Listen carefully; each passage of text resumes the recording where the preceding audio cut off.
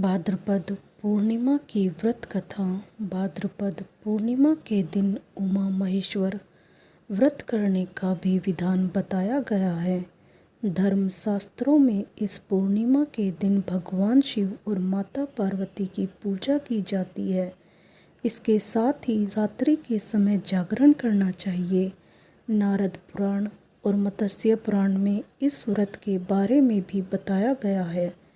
इस व्रत को करने से मांगलिक सुख मिलते हैं, दाम्पत्य सुख प्राप्त होता है। उमा महेश्वर व्रत के साथ ही कथा भी सुननी चाहिए। इस कथा को सुनने से व्रत का संपूर्ण फल मिलता है। कथा इस प्रकार है। ऋषि दुर्वासा जी एक बार भगवान शिव शंकर जी के दर्शन करने उनसे मिलने कैलाश जाते हैं। कैलाश पर भगवान शिव और माता पार्वती के दर्शन कर वह अत्यंत प्रसन्न होते हैं। भगवान शिव ऋषि दुर्वासा को एक पुष्पमाला भेंट करते हैं, जिसे दुर्वासा प्रेम से स्वीकार कर लेते हैं। भगवान से भेंट कर लेने के पश्चात दुर्वासा वहां से आगे निकल पड़ते हैं। मार्ग में वह भगवान श्री विष्णु जी के दर्शन के लिए भी उत्सुक होते हैं और उनसे मिलने के लिए विष्णु लोक जाने के लिए आगे निकल पड़ते हैं, लेकिन तभी उनकी भेंट इंद्र से होती है। तब दुर्वा जी भगवान शिव द्वारा उन्हें प्रदान की हुई माला वह इंद्र को भेंट दे देते हैं।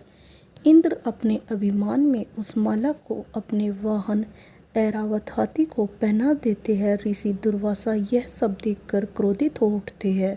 उन्हें यह कार्य अच्छा नहीं लगता है और दुर्वासा क्रोधित स्वर में इंद्र को कहते हैं कि तुमने महादेव शिव शंकर जी का अपमान किया है, इससे तुम्हें लक्ष्मी जी छोड़कर चली जाएगी और तुम्हें इंद्रलोक और अपने सिंहासन को भी त्यागना पड़ेगा।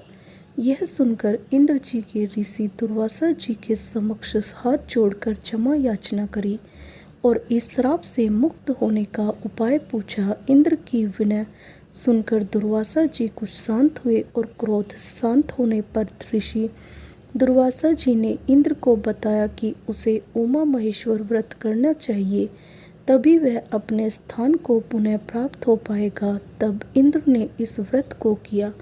उमा महेश्वर व्रत के प्रभाव से लक्ष्मी जी समेत सभी वस्तुएं जो उनसे छिन गई थी, सभी की प्राप्ति होती है। दोस्तों, आपको यह कथा कैसी लगी हमें कमेंट में ज़रूर बताएं।